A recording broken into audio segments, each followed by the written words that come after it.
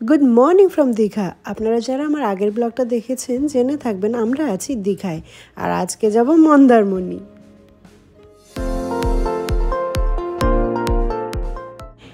AGM grand থেকে ব্রেকফাস্টটা সেরেই আমরা রওনা দেব মন্দারমণির উদ্দেশ্যে। এখানে ব্রেকফাস্টটা কমপ্লিমেন্টারি ছিল। ব্রেকফাস্টে দুধ, কর্নফ্লেক্স, লুচি, ছোলার ডাল, ব্রেড, বাটার, ডিম সেদ্ধ আর ওয়াটারমেলনও রয়েছে, প্লাস চিড়ের পোলাও রয়েছে।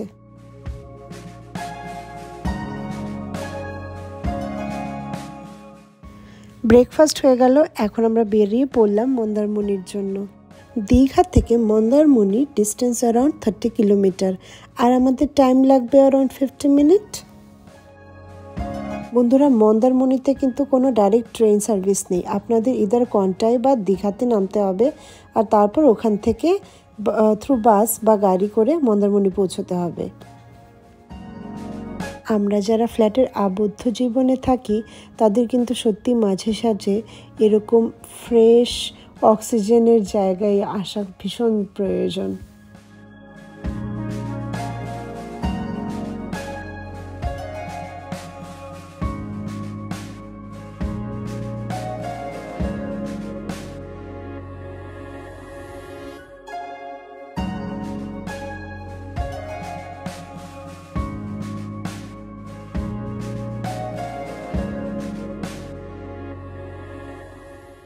আমরা পৌঁছে গেলাম গ্র্যান্ড বিচ রিসর্ট মন্দারমণি।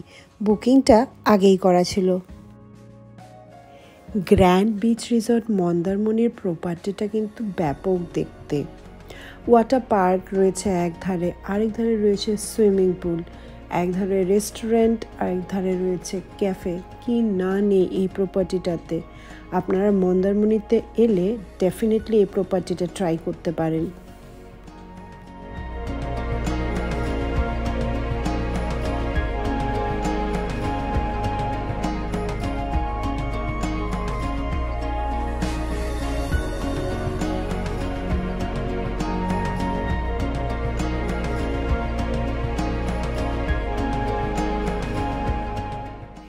এখানে চেক ইন টাইম দুপুর 1টা, আর চেক আউট টাইম সকাল 11টা।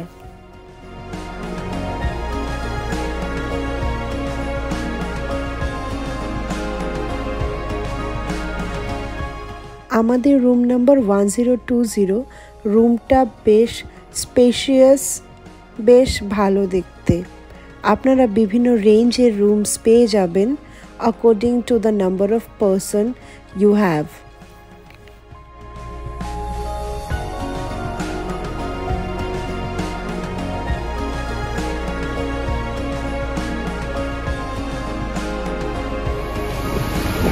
একটুখানি ফ্রেশ হয়েই আমরা নেমে পড়লাম ওয়াটার পার্কে। দরজার সামনে এত সুন্দর ওয়াটার পার্ক থাকলে কি আর রুমে বসে থাকা যায়?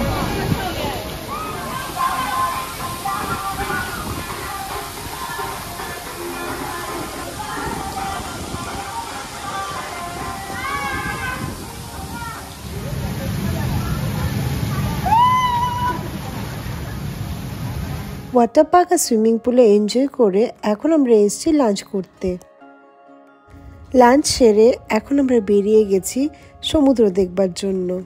এই রিসর্ট থেকে সি বিচ 50 মিটার ডিস্টেন্স।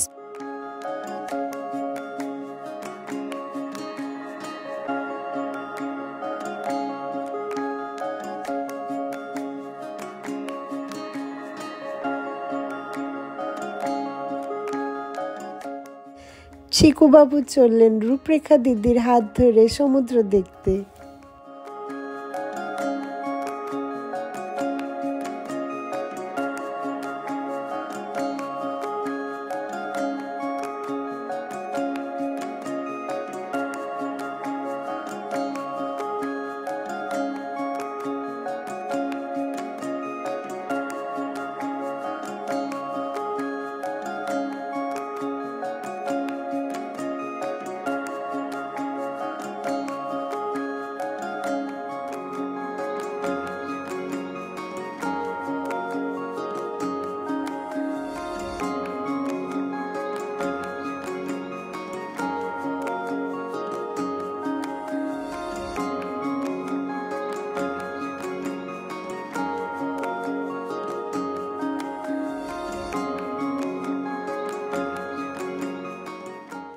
সন্ধে ঘনিয়ে এসছে আর রিসর্টের লাইটসগুলো সব অন করে দিয়েছে।